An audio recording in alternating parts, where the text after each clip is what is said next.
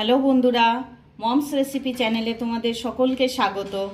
আজকে আমি তোমাদের সামনে ফুলকপি দিয়ে একটা নতুন রেসিপি নিয়ে এসেছি।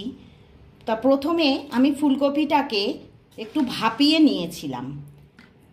এবারে ফুলকপির মধ্যে অল্প একটু নুন দিয়ে দেব, অল্প একটু হলুদ গুঁড়ো দেব, আর অল্প একটু লঙ্কার গুঁড়ো দেব, দিয়ে ফুলকপিটাকে মাখিয়ে নেব। তারপরে আমি এটাকে তেলে ভাজবো। তেলটা আগে থেকেই গরম করতে বসিয়ে দিয়েছিলাম। তেল গরম হয়ে গেছে, তেলের মধ্যে আমি ফুলকপিগুলো দিয়ে দেব।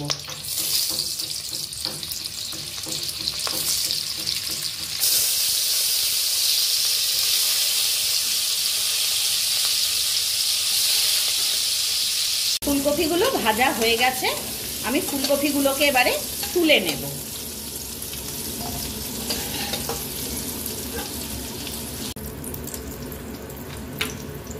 কড়াইতে তেলের মধ্যে আমি হাফ চামচের মতন বাটা দিয়ে দিলাম। এরপর এর মধ্যে রসুন কুচি, 2-3টে রসুন কুচিয়ে রেখে দিয়েছিলাম, সেটা দিয়ে দেব। আর দিয়ে দেব 2টো কাঁচা লঙ্কা। এটা দিয়ে একটু হালকা ফ্রাই করে নেব। একটা বাটিতে আমি নুন, হলুদ আর লঙ্কা পরিমাণ মতন নিয়ে তুলে রেখে দিয়েছিলাম, সেটা দিয়ে দেব।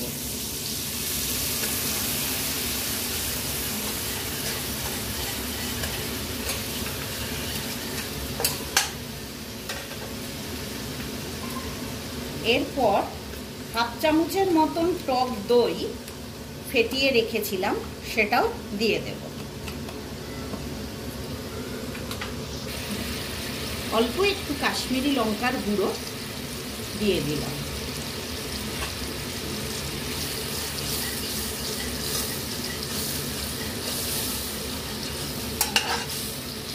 মশলাটা দেখো কষে গেছে, চারপাশ দিয়ে তেল ছেড়ে গেছে। এইবারে আমি ফুলকপিটা দিয়ে দেব, দিয়ে মশলার সঙ্গে ভালো করে মিশিয়ে নেব। তুলে রেখেছিলাম সেইটা দিয়ে দেব। বাটিটা ধুয়ে অল্প একটু জল দিয়ে দিলাম, অল্প একটু মিষ্টি দিয়ে দিলাম। আমার এখানে জলটা একদম শুকিয়ে গেছে, তাই অল্প একটু জল দিয়ে দিলাম।